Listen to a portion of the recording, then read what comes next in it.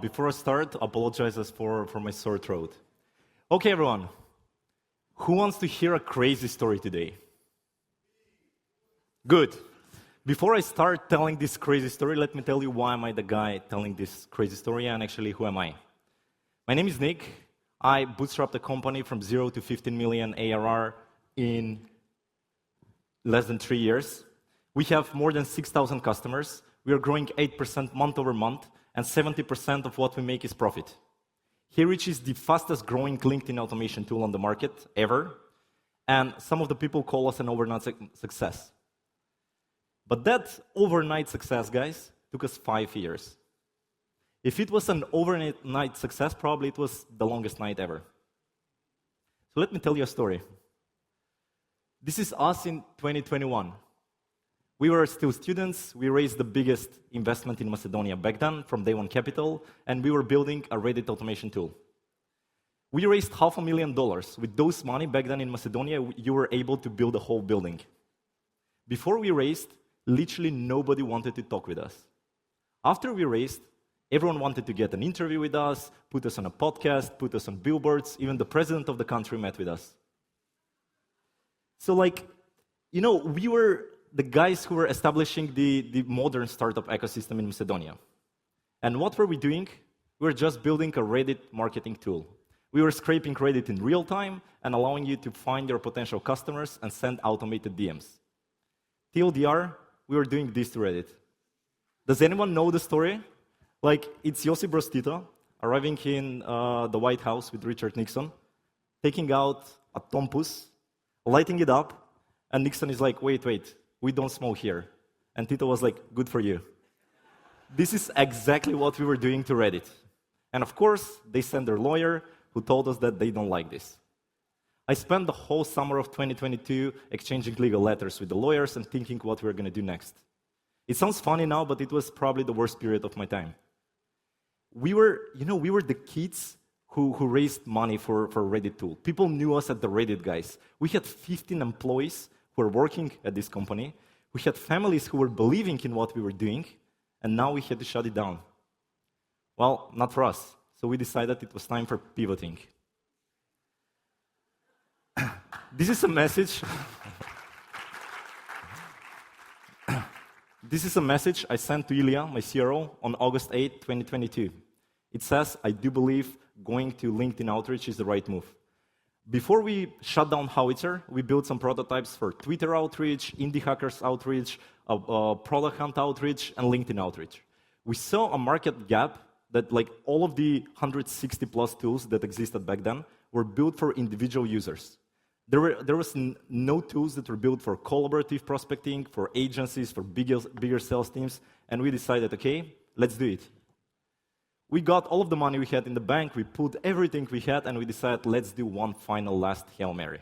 With $126K in the bank, and without firing a single person, we developed HeyReach in just 4 months. We launched it in May 2023.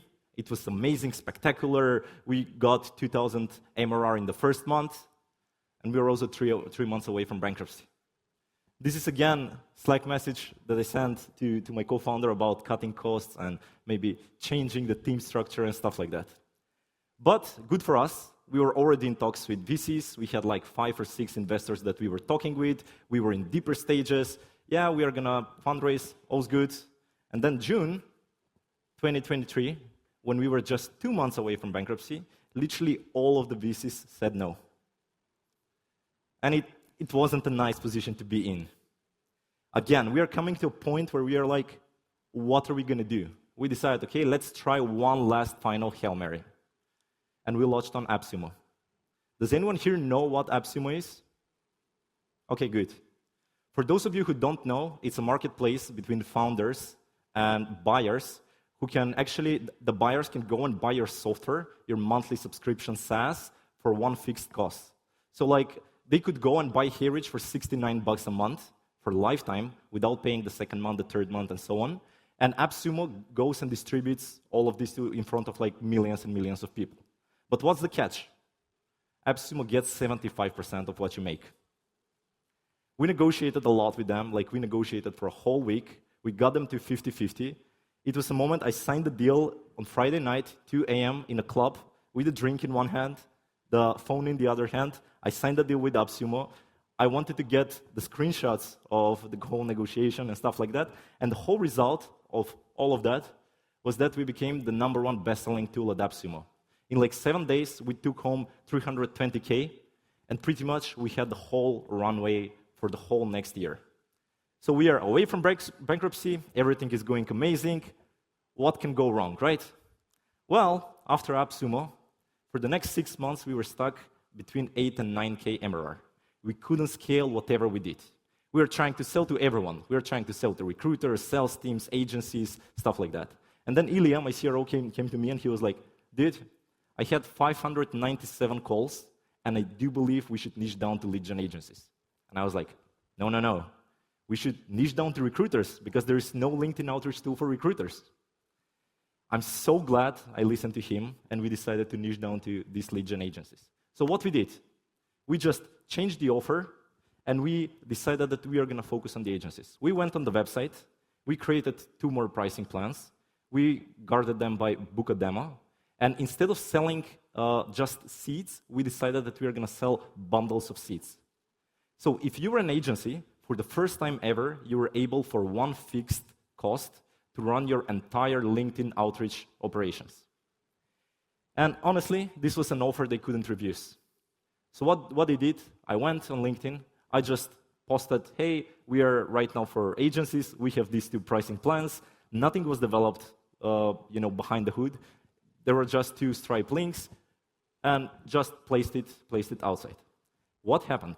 All of these agencies saw that this is the era where the agencies were converting from growth hackers and spammers into influencers and thought leaders and stuff like that. And this is the time when people were just started using Clay, Instantly, Smartly, and so on. And someone mentioned Instantly for LinkedIn, and I just got that phrase and started spamming it all over LinkedIn. And slowly, all of the agencies, they started posting about their outbound stacks. And HeyReach started popping up in them.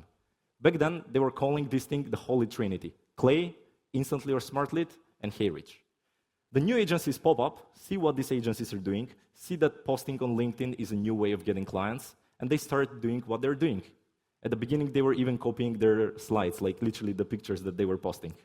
So out of the blue, HeyReach started being posted by everyone, and everyone who shows up sees that they should post about these things, and slowly we became part of all of the outbound stacks.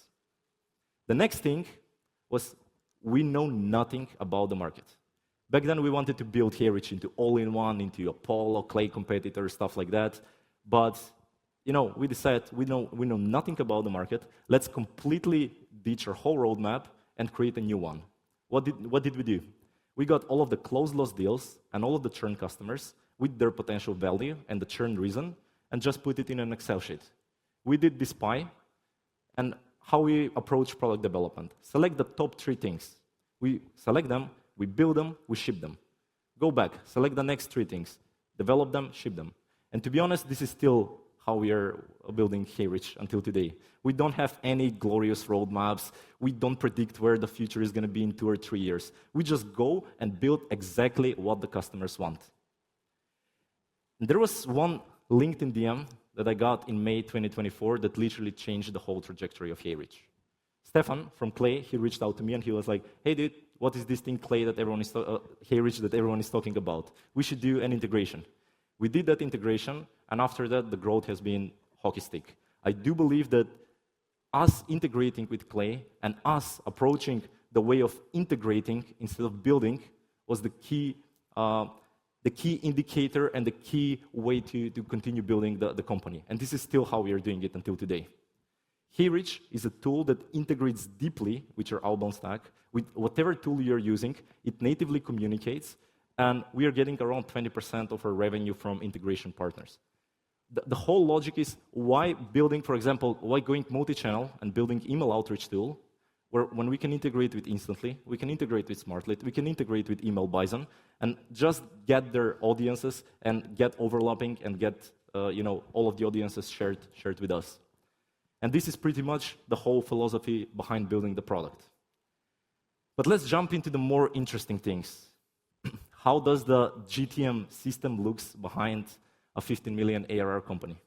Plot twist, it's not outbound and ads. We didn't run any outbound, and we didn't run any ads until January, February this year. The first thing, of course, is LinkedIn. I'm separating it between personal and creators. We have like 150 plus creators who are posting content about HeyReach consistently. We don't pay a single one of them. And we have 9 employees from HeyReach who are also posting and communicating about HeyReach. So we just go in, we post things, creators also do that, then we engage with the creators, they engage with us, and slowly it's created a small mini loop between us and the creators. The second thing, integrations, partners, and ecosystem. We partnered up with pretty much everyone out there who is not a direct competitor. We partnered up with Clay, and we started organizing these events, Clay clubs and so on, co-sponsoring and traveling all around the world. And this is a really, really good lever for us. All of the events, all of the dinners, all of the parties and stuff like that that we are doing. The third thing, YouTube and content creators. YouTube is a really strong channel for us, and all of these content creators who are either incentivized to create content for us on YouTube, or they're doing it by their own, and all of this gets circled down with the content loops and the ads. What do I mean by content loops and the ads? We have a user who is top performer at HeyReach. We go in, they're probably an influencer, they have following and stuff like that. We go into them, we interview them, and write a whole blog. We put it in our outbound outliers, where there is a whole campaign breakdown, where there are all of the tactics, no fluff, no hidden things, and we just put it on our blog. After that, we ship it to a newsletter. 200,000 people are seeing it and have the opportunity to read it. Then this person, who we did all of the sponsoring and promoting for, he goes on LinkedIn and he posts and does the same thing. We go in and we engage with them. Then there is a video of him creating the campaign or something like that. We put it on YouTube. And then, also, from all of the materials, we run ads. And it comes to a point that whoever you get in touch with, who is HeyReach employee, HeyReach creator, whatever piece of content, anywhere you get in touch with, out of the blue, you're in all of the content loops, and HeyReach is literally popping out from your fridge. Once you get in the loops, there is no going out. And this is perfectly engineered to be this way. And before I finish, I just want to go to our secrets to success. You can steal them and build a 15 million ARR company. You don't have to give me a credit. So these are some of the main principles. First thing is the CEO is the CPO. I really do believe that if you are a CEO of a company, you should be running the product of the company. I'm still, until today, doing the wireframing in the initial stage of the product, and I'm completely in all of the phases of the product. Maybe I don't do the operational work like, I don't know, Figma or development or testing or stuff like that, but I'm still involved in every phase of the product. The second thing is hiring super senior people who have previously done it, but are still hungry. You find these people who are experienced in the same industry, in the same niche, but are still hungry to do something else in a different way. You hire them, you do everything you can to hire them, and then you just empower them. For example, Vuk, my CMO, I was trying to hire him for 3 years. There was this story where I'm in Skopje. We are a broke company, and I'm texting Vuk, hey man, I'm coming next week to Belgrade. Let's grab a drink. Are you free on Wednesday? And he's like, no, I'm free on Thursday. I wait until Thursday morning. Me and my co-founder get in the car. We drive 5 hours to Belgrade. We meet Vuk. We get cocktails, and then we drive back. It was literally like that. I was chasing him more than any girl I have ever chased in my life. Once you hire these super senior people, you should get out of the way. Your role is to empower them, not micromanage them. You're not better than them in marketing or sales or development or stuff like that. I'm not the smartest person in my company. I'm probably the worst operationally than anyone else in my company. But your job is to empower them and give everything you have to them without micromanaging. So you're just giving all of the resources and you're sending them to the battlefield and being with them shoulder to shoulder. The fourth thing, transparency, clear goals, and communication. Everything in HeyReach is transparent with everyone. What we are building next, what's the revenue, what's the churn, all of the things. It's super hard to be selectively transparent, or it's super hard to be hiding things from the people who are literally building this with you. So if you just open up and be completely honest, it's going to take you places. Trust me. And the last thing is being in the details. customer experience is super, super important. Like when I'm asking people why you're using HeyReach, one of the most recent things that I'm hearing is simplicity. It's because the experience is really well thought. Like I'm living in the details. Everyone is living in the details. We care if this thing is 2 pixels away or 3 pixels away. So these are pretty much all of the things that we are following and helped us reach 15 million ARR. And before I finish, since I'm not on LinkedIn from obvious reasons, this is my Twitter. I'm trying to rebuild my personal brand here. If anyone wants to connect with me, I'm posting interesting things. Please do it. Thank you very much. Let me know if you have any questions.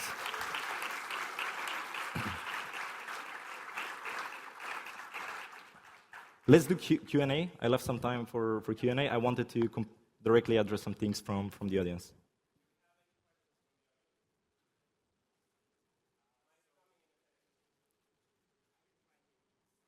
Yep.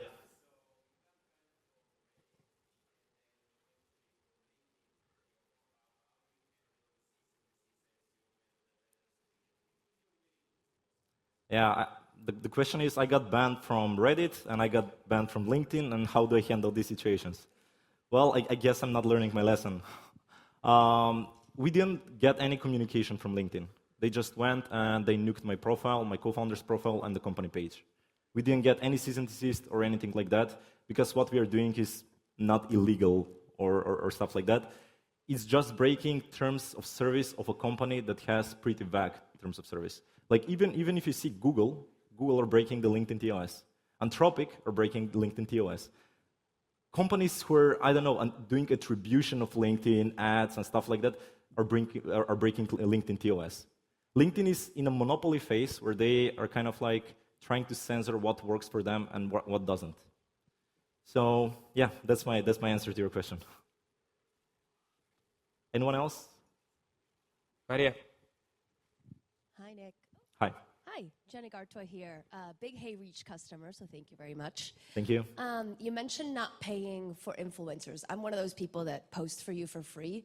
Is that because it's working for you and so you don't have to? Or like, why decide not to use influencers? Because when you pay influencers, you get the wrong incentives.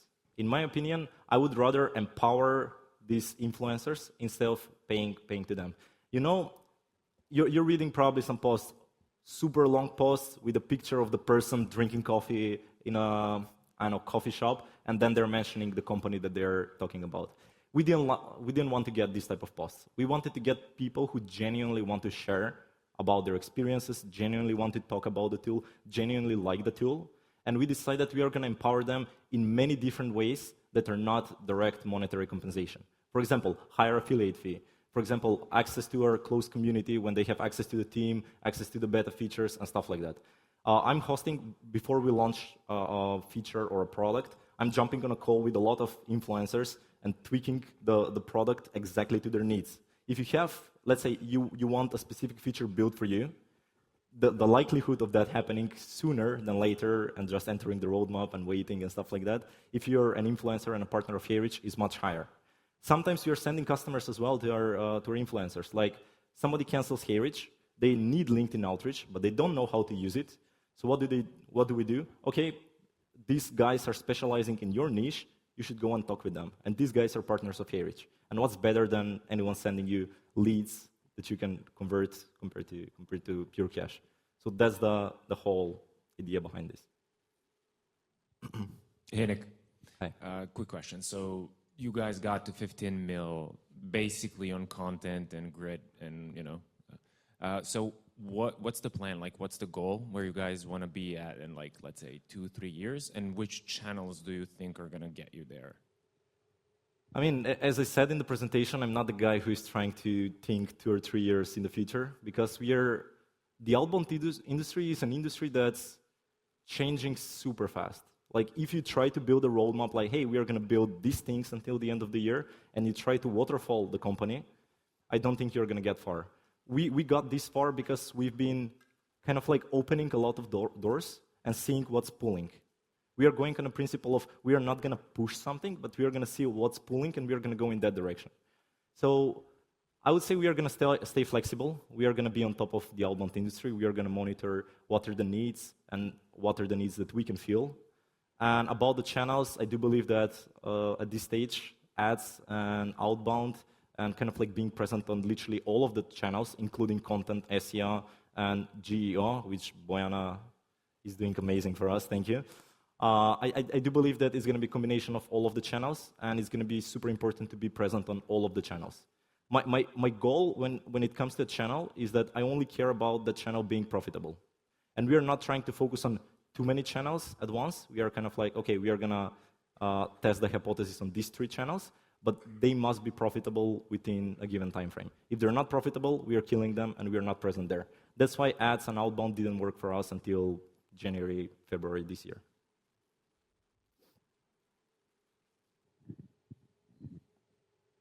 And I'm super curious that you're bootstrapped. I'm still bootstrapped too. Love bootstrapped. Is that the long-term plan, or are you considering investment? Yeah, we are not raising. I mean, it doesn't make sense at this point for us. Thank you for the question. Show of hands. Okay, then Nick is letting you go to your coffee break a bit Thank you early. very much, guys.